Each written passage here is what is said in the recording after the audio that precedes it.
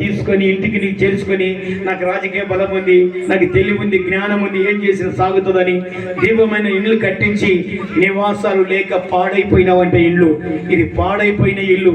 చూడు చదువుదాం. స్థలము మిగులకుండా మీరు మాత్రమే దేశములు నివసించాలని ఇంటికి ఇల్లు కలుపుకొని పొలమునకు పొలము చేర్చుకొని నీకు శ్రమ నేను చెవులార విన్నట్టుగా సైన్యములకు అధిపతి యెహోవా స్పష్టముగా ఈ మాట చెప్తున్నాడు. నిజముగా గొప్పవి దివ్యమైనవైన ఇండ్లు అనేకములను నివాసము లేక పాడైపోయావి. దివ్యమైన ఇల్లు కట్టారు, నగరాలు కట్టారు, బాగా ఫలభరితమైన ఇల్లు కట్టారు. అక్రమంగా అన్యాయంగా మోసాలు చేసి, అబద్ధాలు చేసి, రబుడితం చేసి, రాజకీయాలు చేసి, మెత్తన వాళ్ళని బాధ పెట్టి తీసుకొచ్చుకొని డబ్బు పెట్టుకొని నేను ఏమైనా చేతలే, నా పిల్లలు ఏ రూములు ఉండాలి, ఏ శిఖార్లో ఉండాలి, నా ఇల్లు దివ్యమైన ఇల్లులో నా పిల్లలు ఉండాలని ఎన్నో అక్రమంగా అన్యాయంగా తీసుకొచ్చి ఇల్లు కట్టాడు. కానీ ఆయన దీపం మారిపోయింది. కానీ అతని దీపం మారిపోయింది కాక తన దీపం, తన పిల్లల దీపం కూడా ఆరిపోయింది. దాంట్లో నివాసాలు లేక పాడైపోయింది. హల్లెలూయా. ఇది ఆశీర్వాదం కాదు. తండ్రి వేసిన పునాది మీద కుమారుడు వేయాలి, కుమారుడు వేసిన పునాది మీద మనమడు వేయాలి, మనమడు వేసిన పునాది మీద ఇంకో మనమడు వేయాలి. హల్లెలూయా. ఎటు చెప్పండి హల్లెలూయా. తండ్రి అంటించిన దీపము కుమారుడు అంటించాలి, కుమారుడు అంటించిన దీపము మనమడించాలి, మనమడు అంటించిన దీపం అలానే అది ఆశీర్వాదము. కానీ నివాసము లేక పాడైపోయినావంటే ఆయన అక్రమతో, అన్యాయంగా, మోసాలతో సంపాదించి ఇల్లు కట్టాడు గనక తన దీపం ఆరిపోయేది కాక తన కొడుకుల దీపం కూడా ఆరిపోయావి. నివాసాలు లేక పాడైపోయావి. హల్లెలూయా. గట్టిగా చెప్పండి హల్లెలూయా. రాజకీయాలు ఉన్నాయి, బలం ఉందని వ్యభిచారాలు చేసి, పాపాలు చేసి, పొరుగు వాళ్ళ బాలను మోసం చేసి, డబ్బు సంపాదించి, మోసాలు లంచాలు తీసుకొని దీపమైన ఇల్లు కట్టిస్తే నివాసాలు లేక పాడైపోయిన ఇల్లుగా ఉంటావని బైబిల్ చెప్తుంది. హల్లెలూయా. ఇర్మియా గ్రంథం 5వ అధ్యాయము 7వ వచనంలో, ఇర్మియా గ్రంథము 5వ అధ్యాయం 7వ వచనంలో బైబిల్ ఉన్న త్వరగా నేను ముగిస్తున్నాను. ఇర్మియా గ్రంథము శాపం నిండిన ఇల్లు, పాడైపోయిన ఇల్లు, ఇప్పుడు ఇంకొక ఇల్లు. మీ దోషములు వాటి క్రమమును తప్పించెను. 5వ అధ్యాయం 7వ వచనం. నీ పిల్లలు నన్ను విడిచి దైవము కాని వాటిని తోడని ప్రమాణం చేయుదురు.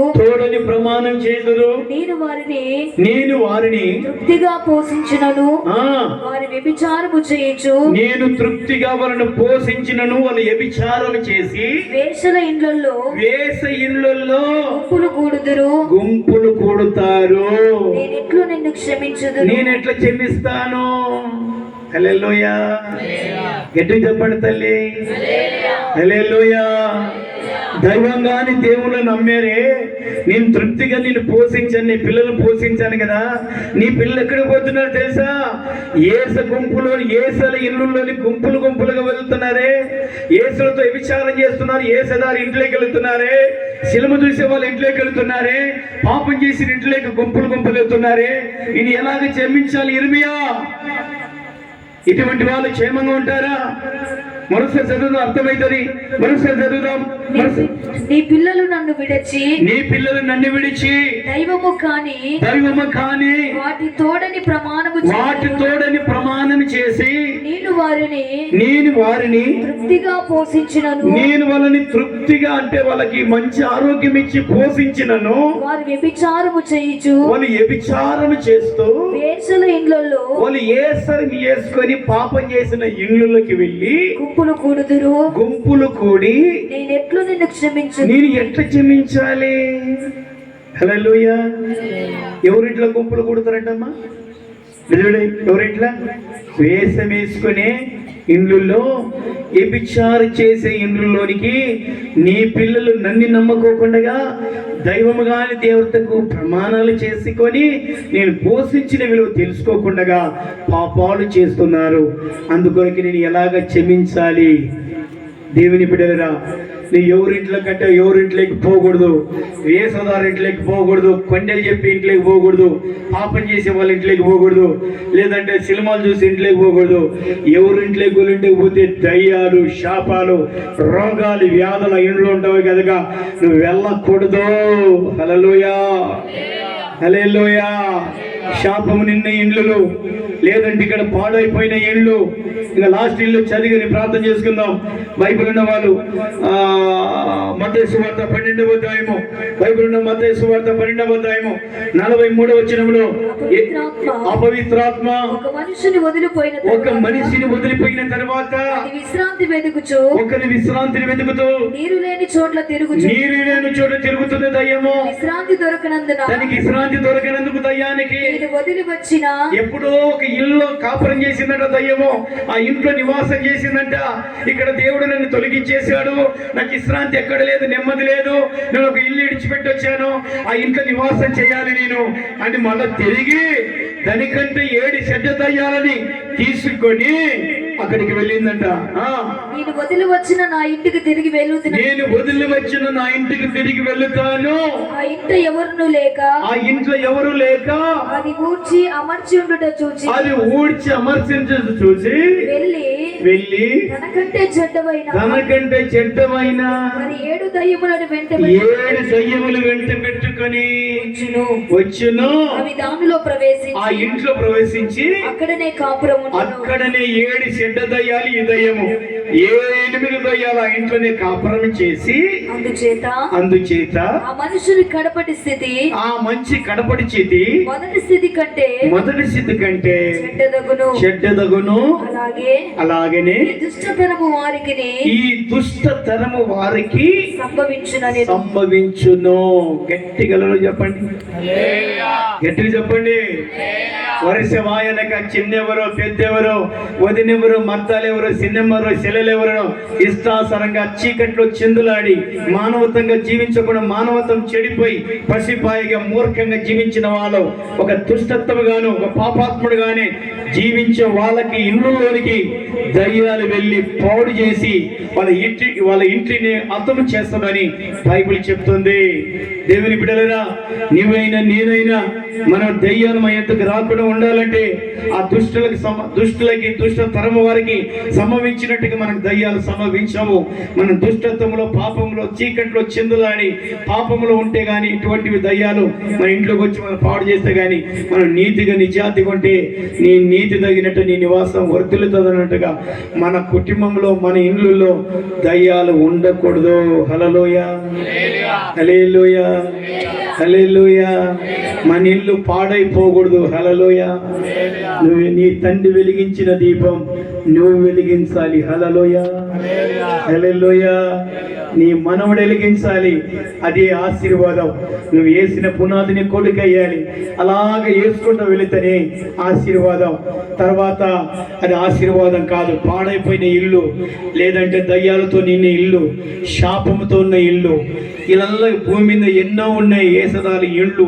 ఈ ఇళ్ళు దేవుడు లేవు, దయ్యాలు ఉంటాయి, రోగాలు ఉంటాయి, శాపాలు ఉంటాయి, కానీ దేవుడు అస్సలు ఉండనే ఉండడు. హల్లెలూయా, హల్లెలూయా.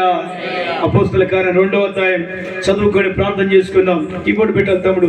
అపోస్తల కార్యం 2వ అధ్యాయం 1 వచ్చి చదివి ప్రార్థన చేసుకుందాం. పెంతెకోస్తు పండుగ దినం వచ్చినప్పుడు, కీబోర్డ్ పెడుతున్నా. ఆ పెంతెకోస్తు పండుగ దినం వచ్చినప్పుడు అందరూ ఒక చోట కూడి ఉండిరి. అందరూ ఒక చోట కూడుకొని ఉండిరి. అప్పుడు వేగముగా వీచు బలమైన 120 మంది మేడగదులు ప్రార్థన చేసుకొని పెంతెకోస్తు పండుగ రోజున మేడగదులు ప్రార్థన చేస్తున్నారు. 120 మంది. గాలి వంటి ఒక ధ్వని ఆకాశం నుంచి వచ్చెను. అకస్మాత్తుగా వారు కూర్చున్న ఇల్లంతా నిండెను. మరియు అగ్ని జ్వాలల వంటి నాలుకలు వివాదించబడి వారికి కనబడి ఒక్కొక్కరి మీద వాలగా వాళ్ళందరూ పరిశుద్ధాత్మ గిరితో నింపబడి వాక్కు చర్చలకు రాగా భాషలతో మాట్లాడారు. చెప్పలు పడతా గట్టిగా. పరిశుద్ధాత్మతో నింపబడిన అగ్నితో నింపబడిన ఆ 120 మంది మీద మండుతున్న చాలా ఆ ఇంటి మీద మండుతుండగా ఒక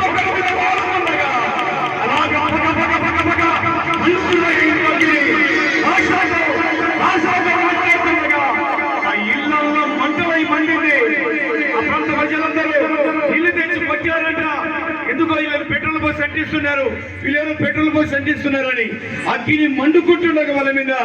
కానీ మామూలు ఈ లోక సంబంధమైన అగ్ని కాదు, కానీ పరిశుద్ధాత్మ అగ్ని.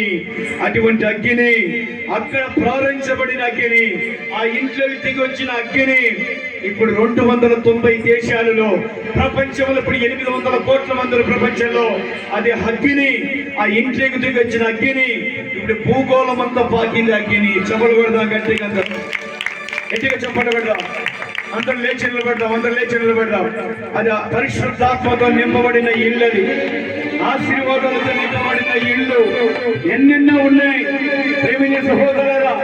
మనం పరిశుద్ధాత్మతో నింపబడిన ఇల్లుగాను, ఆశీర్వదించబడిన ఇల్లుగాను ఉండాలని దేవుడు ఆశిస్తున్నాడు. 2 చేతులు ఎత్తండి అందరూ 2 చేతులు ఎత్తండి. స్తోత్రం.